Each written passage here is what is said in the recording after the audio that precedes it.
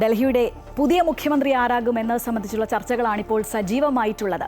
തെരഞ്ഞെടുപ്പ് വരെ പാർട്ടിയിൽ നിന്ന് ഒരാൾ മുഖ്യമന്ത്രിയാകുമെന്നും എംഎൽഎമാർ യോഗം ചേർന്ന് പുതിയ മുഖ്യമന്ത്രിയെ തെരഞ്ഞെടുക്കുമെന്നും കേജ്രിവാൾ വ്യക്തമാക്കിയിട്ടുണ്ട്. അതേസമയം 2 ദിവസത്തിനകം മുഖ്യമന്ത്രി സ്ഥാനം രാജിവെക്കുമെന്ന കേജ്രിവാളിന്റെ നാടകീയ പ്രഖ്യാപനം പാർട്ടി നേതൃത്വത്തെയും അമ്പരപ്പിലാക്കിയിട്ടുണ്ട്.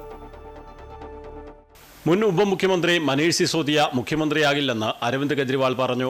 ഭഗത് സിംഗിന്റെ ജയിൽ ഡയറി എന്ന പുസ്തകം ഉയർത്തിക്കാട്ടി പ്രസംഗിച്ച കെജ്രിവാൾ BJP ഇതര സർക്കാരുകളെ അട്ടിമറിക്കാൻ കേന്ദ്ര സർക്കാർ ശ്രമിക്കുകയാണെന്ന് ചൂണ്ടിക്കാട്ടി.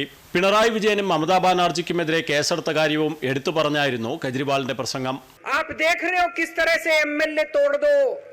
MLA खरीद लो, ED भेज के डरा दो, CBI भेज के डरा दो, फर्जी केस कर दो, जेल में डाल दो, पार्टी तोड़ दो। महाराष्ट्र में कैसे उन्होंने 2 राष्ट्रीय पार्टियां तोड़ दी, पार्टी तोड़ दो, सरकारें गिरा दो और अपनी सरकार बना लो. ഫെബ്രുവരിയിൽ നിയമസഭാ തെരഞ്ഞെടുപ്പ് വരെ മറ്റൊരാൾ മുഖ്യമന്ത്രിയാകുമെന്ന് പറഞ്ഞ കെജ്രിവാൾ ഇത്രനാളും മുഖ്യമന്ത്രി സ്ഥാനം രാജിവെക്കാത്തത് ഭരണഘടനയെ സംരക്ഷിക്കാൻ വേണ്ടിയാണെന്നും BJPയുടെ അട്ടിമറി നീക്കങ്ങളെ പ്രതിരോധിക്കാൻ ആം ആദ്മി പാർട്ടിക്ക് കഴിഞ്ഞെന്നും കൂട്ടിച്ചേർത്തു.